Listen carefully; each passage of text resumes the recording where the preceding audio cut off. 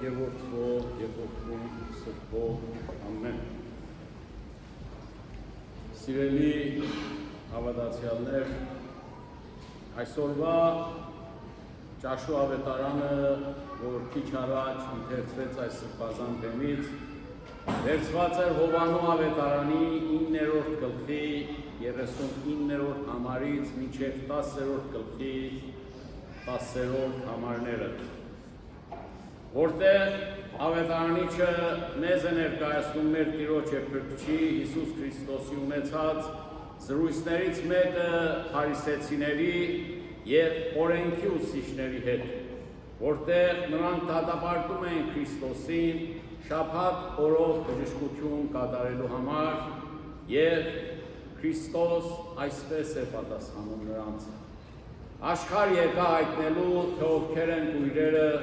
եւ ովքեր տեսնողները,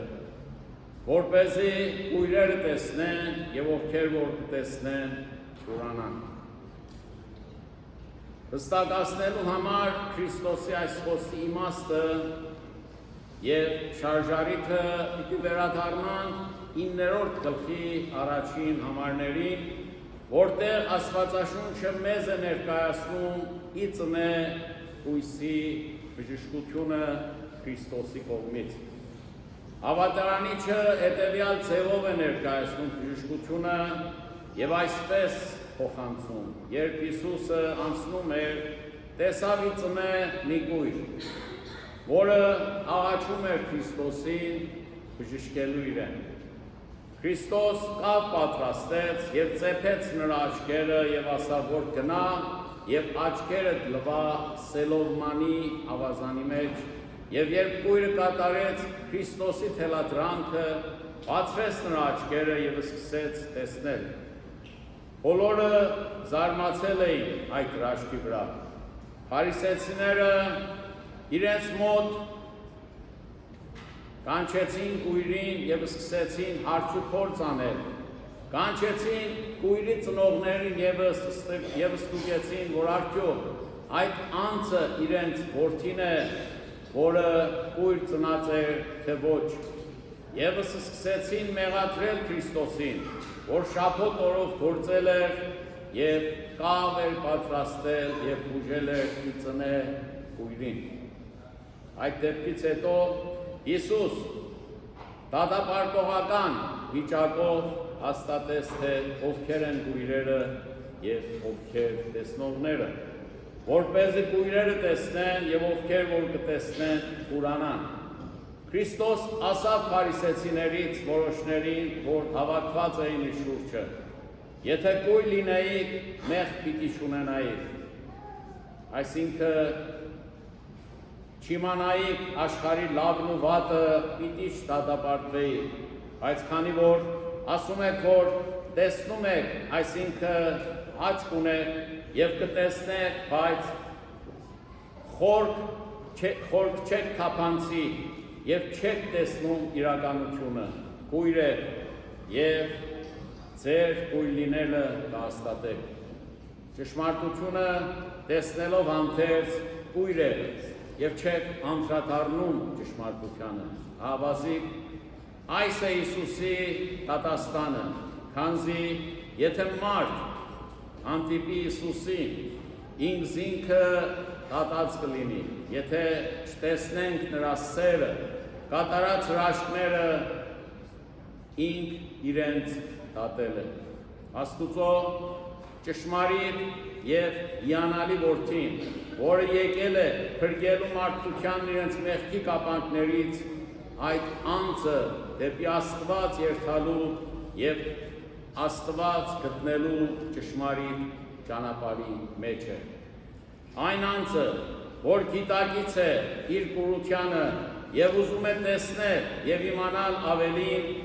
նա այն անձն է, որ աչքերը կարելի է բացել, որը խորանա ճշմարտության մեջ։ Իսկ այն անձը, որ կարծում է ամեն ինչ գիտի եւ չի իմանում, որ ոչինչ չի գիտի, իսկական կույր է նա։ Կյանքի մեջ այն անձը, որ իմանում է, որ կույր է եւ տեղյակ է իր տկարությանը եւ փորձում է որ վերացնել իր թերությունները, նա է իսկական զորավորը։ Այն անձը, որ գիտակցում է իր կուրությանը, այդ անձը կարող է տեսնել, սովորել եւ նա որ գիտի,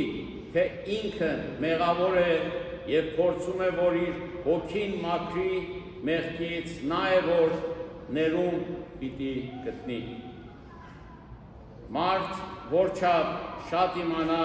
բայց չիմանա կամ չճանաչի ճշմարտությունը եւ չտեսնի, այն դատապարտելի է։ Եթե փարիսեցիները դգետ լինեին եւ մտքով կույր,